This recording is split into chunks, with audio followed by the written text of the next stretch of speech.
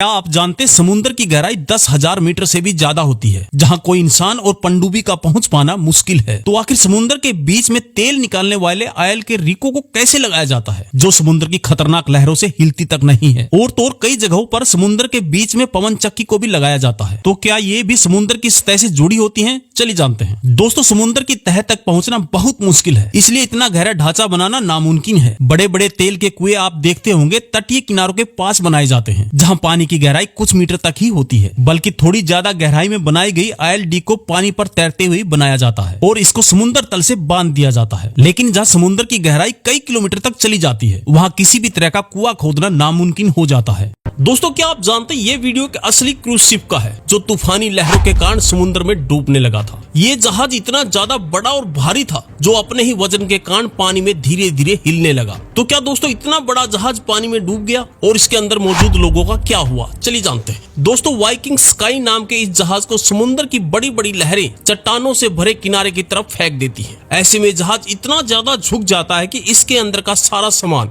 और लोग इधर उधर फिसलने लगते हैं और कई लोगों के ऊपर सामान गिरने की वजह से बहुत ज्यादा जख्मी भी हो जाते हैं। और तो और चट्टानों के होने के कारण इनको बचाने के लिए कोई भी वहां शिप नहीं पहुंच पाती है। ऐसे में हेलीकॉप्टर से लोगों को बचाना एकमात्र रास्ता था। और दोस्तों, इन 6 हेलीकॉप्टर ने 24 घंटे तक लगातार लोगों को वहां से निकाला, लेकिन फिर अचानक इंजन ने दोबारा से काम करना शुरू कर दिया और ये जहाज खतरे से बाहर आ गया। दोस्तों, समुद्र में मिलने वाले कंटेनर आपको करोड़पति बना सकते हैं, और जब भी लोग ऐसे कंटेनर समुद्र में देखते हैं तो तुरंत ही इसे बांधकर किनारे पर ले आते हैं। हालांकि दोस्तों, गुजरात में आए तूफान के रुकने के बाद भी समुद्र के किनारे एक ऐसा ही कंटेनर मिला था, जिसको खोलने के बाद इसमें लाइफ बोर्ड और पासपोर्ट जैसी चीजें मिली थी। लेकिन कई बार इन कंटेनर को खोलने पर इनमें आईफोन और महंगा सामान भी मिलता है। तो क्या जिस कंपनी का सामान गिरता है वो इसे लेने के लिए वापस नहीं आती? चलिए जानते हैं। दोस्तों, पानी के जहाजों में हजारों कंटेनर रखे होते हैं, जिसमें से कुछ तूफान के चलते समुद्र के पानी में गिर जाते हैं। ऐसे में जहाज इनको कभी भी वापस नहीं उठाता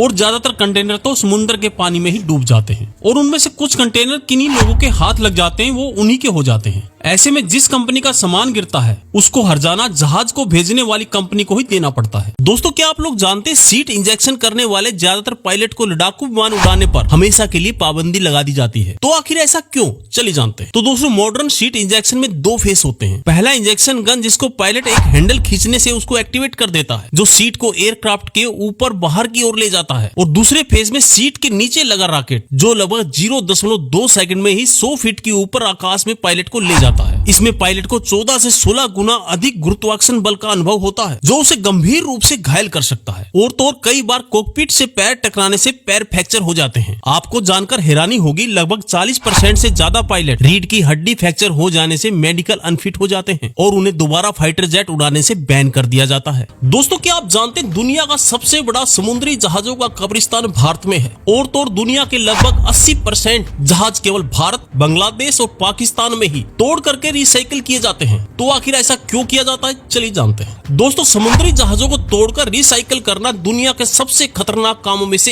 एक है, क्योंकि इसमें कर्मचारियों के हाथ पैर कटने या फिर आग में फंसने का खतरा सबसे ज्यादा रहता है। ज्यादातर विदेशी कंपनियां भारत, बांग्लादेश और पाकिस्तान जैसे देशों में जहाजों को तुड़ाने का काम कराती हैं, क्योंकि यहाँ कुशल कारीगरों के साथ साथ लेबर कास्ट भी बहुत कम है। गुजरात के भावनगर में स्थित अलग शिप ब्रेकिंग यार्ड दुनिया का सबसे बड़ा शिप ब्रेकिंग यार्ड है, जिसकी लंबाई 14 किलोमीटर है। दोस्तों, जमीन के ऊपर विशाल पवन चक्की लगाना आसान है, लेकिन समुद्र के बीच में इन पवन चक्कियों को लगाना काफी खतरनाक काम होता है। लेकिन फिर भी आजकल समुद्र में सबसे ज्यादा पवन चक्कियों को क्यों लगाया जाता है? क्योंकि यहाँ तेज हवाएं लगातार चलती रहती हैं। लेकिन इनको पानी के बीच में कैसे लगाया जाता है? चलिए जानते हैं। दोस्तों, एक पवन चक्की को समुद्र में लगाने के लिए बड़े बड़े जहाजों की जरूरत पड़ती है। इनको लगाने के लिए पहले समुद्र में उसी जगह पर 2000 टन से भी ज्यादा पत्थर डाले जाते हैं, जिसे समुद्र की खतरनाक लहरों का सामना कर सके। और साथ में सतह पर इनके लिए तिकोने आकार का ढांचा तैयार किया जाता है और इनको समुद्र तल से बांध दिया जाता है। इसके बाद ढांचे के ऊपर पूरी पवन चक्की को शिप की मदद से जोड़ दिया जाता है। लेकिन दोस्तों, अगर इनको समुद्र के नीचे जमीन से फिक्स कर दिया जाए तो समुद्र की लहरों से टूट जाएंगी, इसलिए इनको तैरते हुए ही बनाया जाता है। दोस्तों, ये है भारत के वो जुगाड़ी लोग जिन्होंने अपनी साइकिल को ही एक मोटरसाइकिल में मॉडिफाई कर लिया है, जैसा कि इस भाई ने किया है। और तो और इसने तो हेलमेट भी लगा रखा है। अब यहाँ से देखिए, कुछ दूरी से आपको लग रहा होगा कि ये लोग एक मोटरसाइकिल से आ रहे हैं, लेकिन जबकि सही बात तो ये है कि जब पता चलता है ये तो साइकिल से आ रहे हैं और ये देखने में एक मोटरसाइकिल लग रही है, लेकिन ये भाई तो इसको एक साइकिल की तरह ही चला रहे हैं। यहाँ पर आपको लग रहा होगा ये महिला मोटरसाइकिल पर बैठकर जा रही है, लेकिन ऐसा कुछ नहीं है, ये भी एक साइकिल है। ये सिर्फ पीछे से मोटरसाइकिल दिख रही है, लेकिन जब आप इसको सामने से देखोगे ये भी एक साइकिल ही दिखेगी।